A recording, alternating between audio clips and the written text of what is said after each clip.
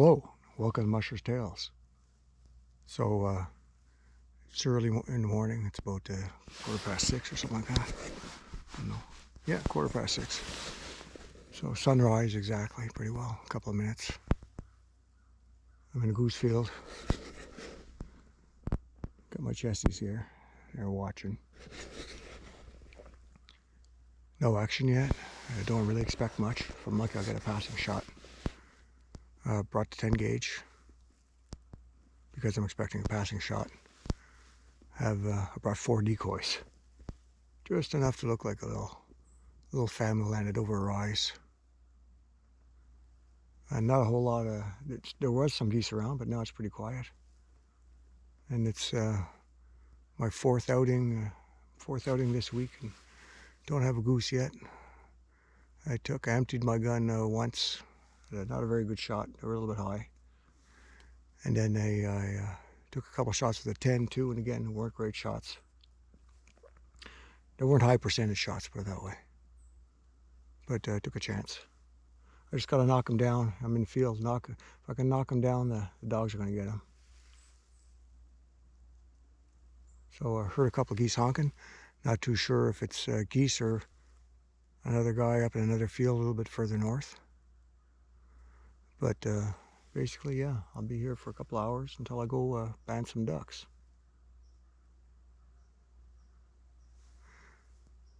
I'll see if I can set this up to film what's going on, if we'll get a little bit of action.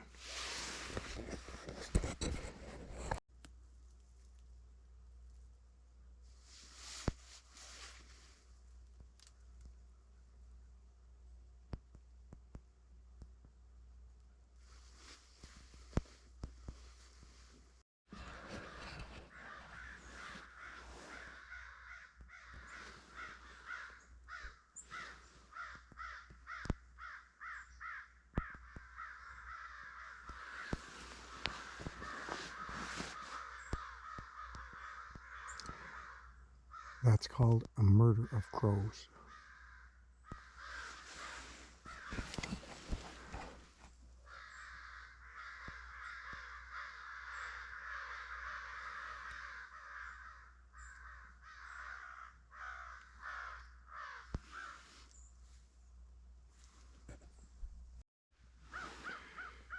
Just had 2 geese buzz me a bit to my right and about just over the trees, just over. They came from behind, didn't have a clue till they were gone. I saw them.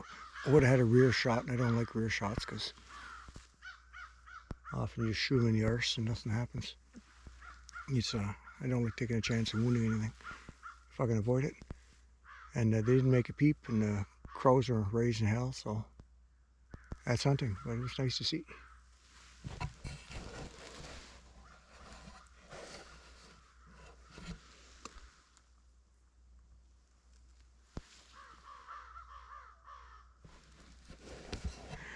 They didn't even look at the decoys. I thought when I first saw them going by, I said they might swing around and land in the decoys, but no sir.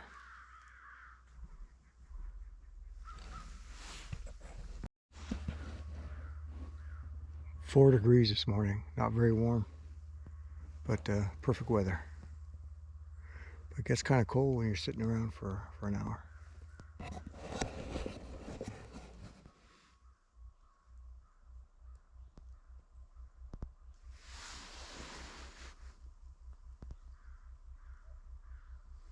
A little bit of a show you guys what gear I bring. So obviously got these two. Bring a chair. Have different models of chairs. This is what I have today. I don't like arms on a chair because it makes the pollen get up. I got the brown and gold 10 gauge. I have a Fall Raven. I think it's a Steuben backpack. Really love this backpack. It doubles as a seat. I bring a chair often enough anyways just to rest my back if I'm out for a while. If I have a lot to walk with or too much stuff to carry, well, the chair doesn't come and the backpack serves as a chair. We'll go pocket by pocket.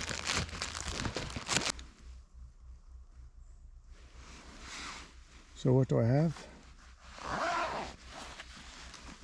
This compartment I have bit of ear protection, which I don't really use in hunting because I need my ears. Really good flashlight.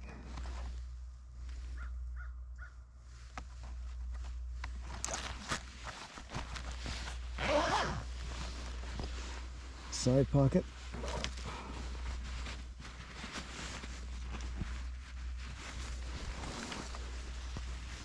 As I do this, I'm always listening. What do I have? I got a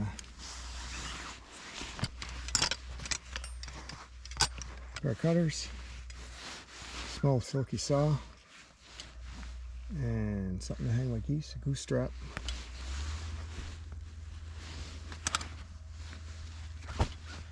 Putting everything away right after because all of a sudden I hear geese, I'm knocking everything everywhere. So the saw and the cutters. That's so I can cut a little hole in the alders. That's what I did right here, you know. So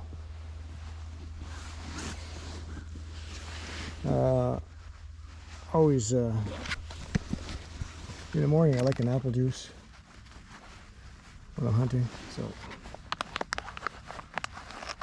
bring a platypus of water.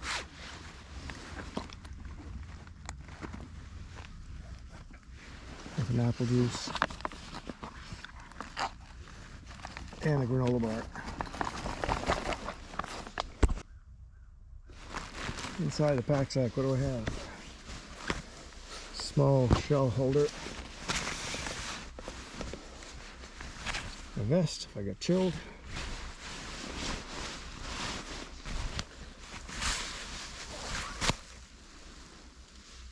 Paper towels. Don't have to tell you why.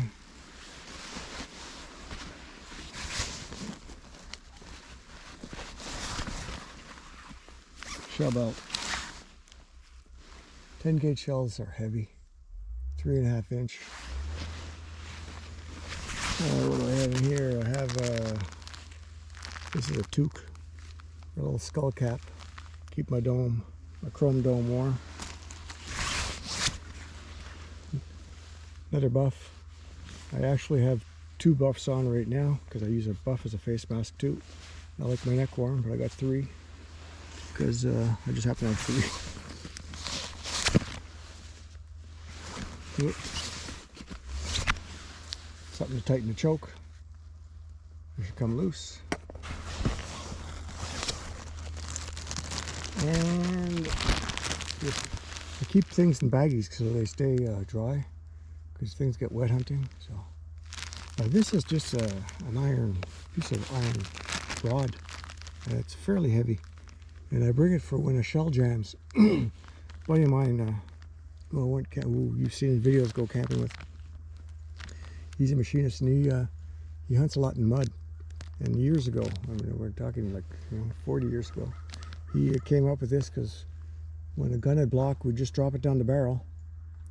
And it pops out the spent shell. So if you have a spent shell in there, just the weight of this slide down the barrel, you just give it, drop it down, it'll pop that shell out.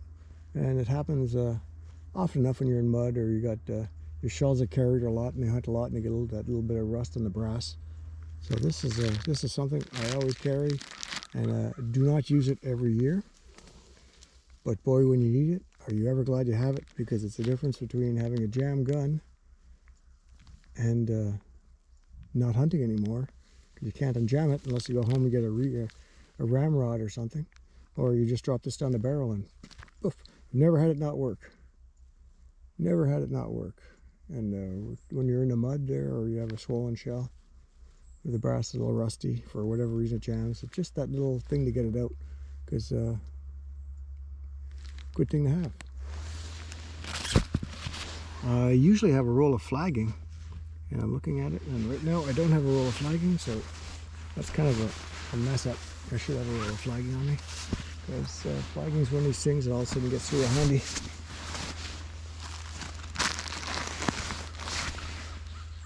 And that's what I carry. I got a goose call on me. I have.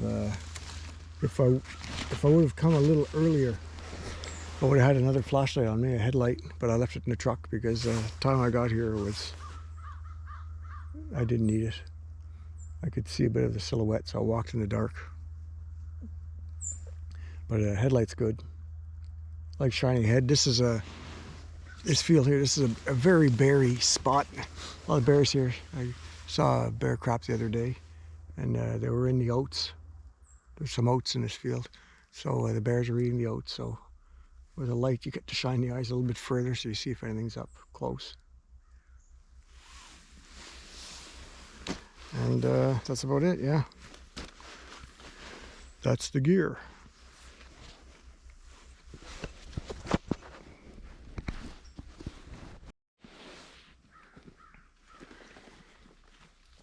Went for a little walk around the perimeter of the field, just to warm up a bit. Dogs kicked up 2 grouse. Grouse season opens next week. Wasn't very big though. And eating this.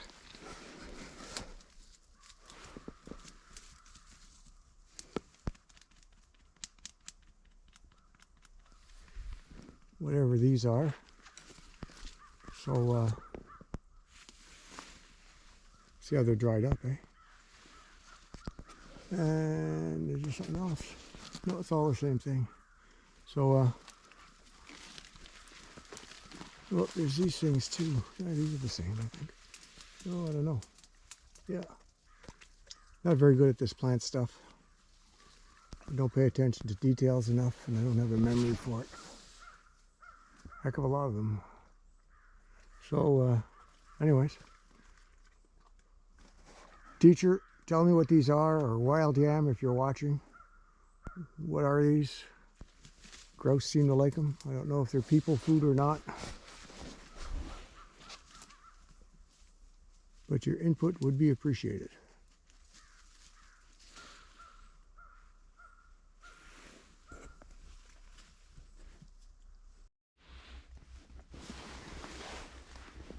So about the 10 gauge.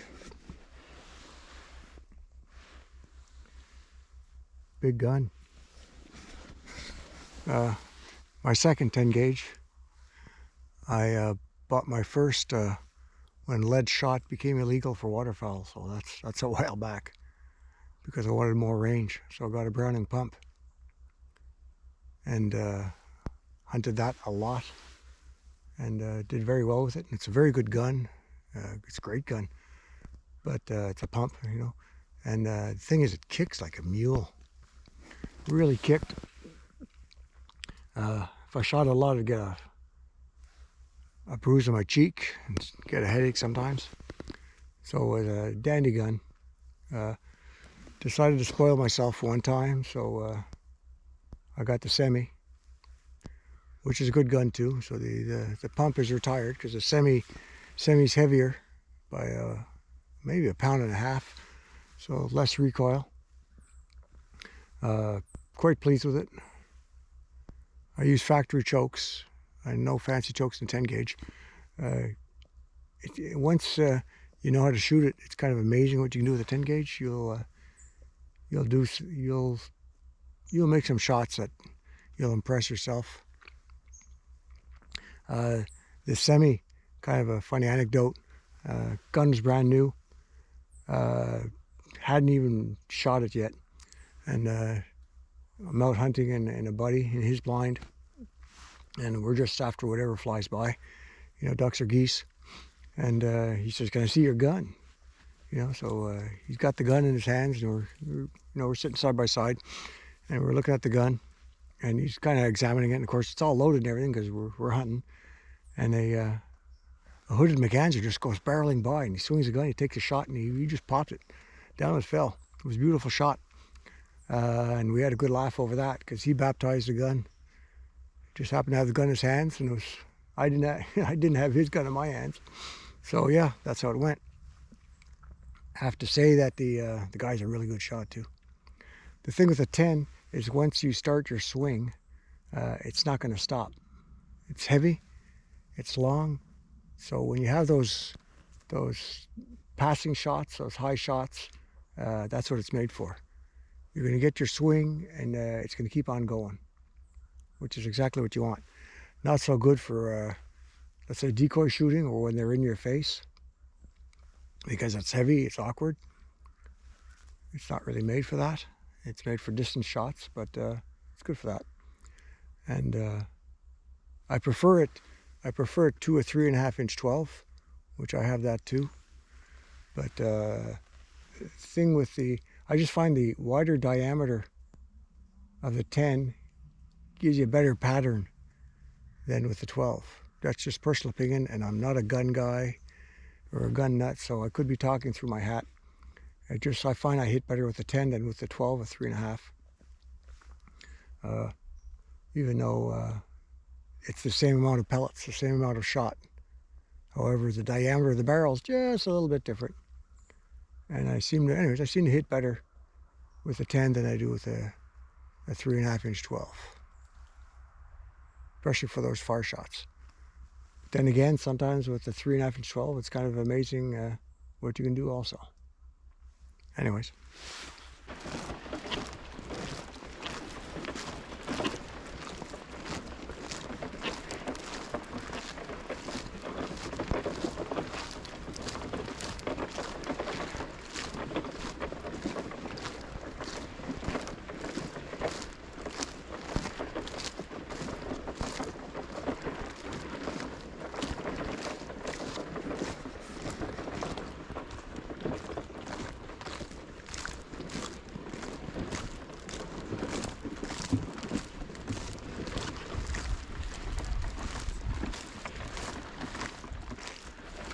This is my decoy spread.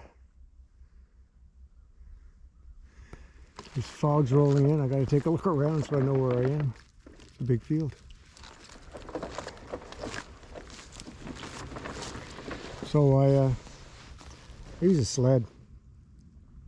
Haul things in on a sled. Easier than carrying the bags.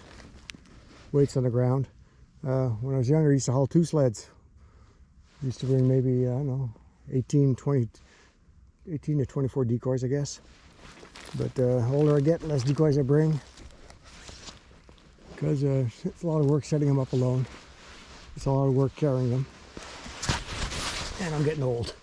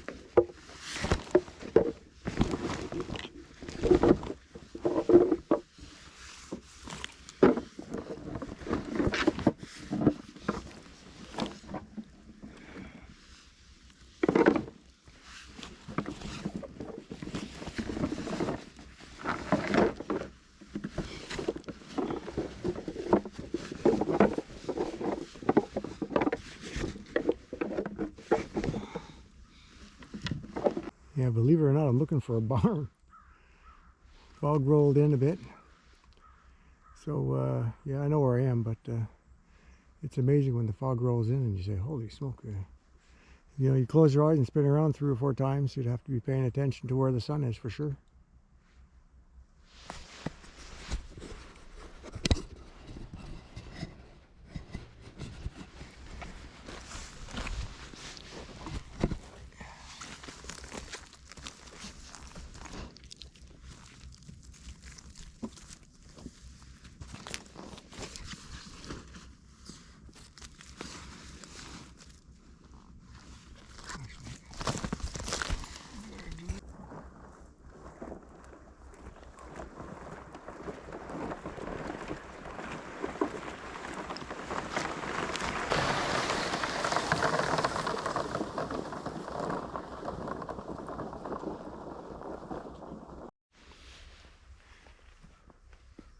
Looks like this is going to be a hunt that's pretty easy on bullets. That's okay. Had a good time anyways.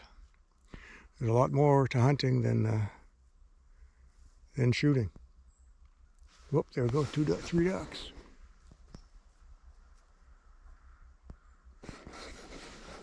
So 3 ducks, just black ducks or mallards, not too sure which. Hopefully they're going to the duck box. We might have some ducks later to band, hoping. That would have been a lovely shot too, by the way. I hope it shows up in camera. So that's it for now. Till next time, thank you for watching.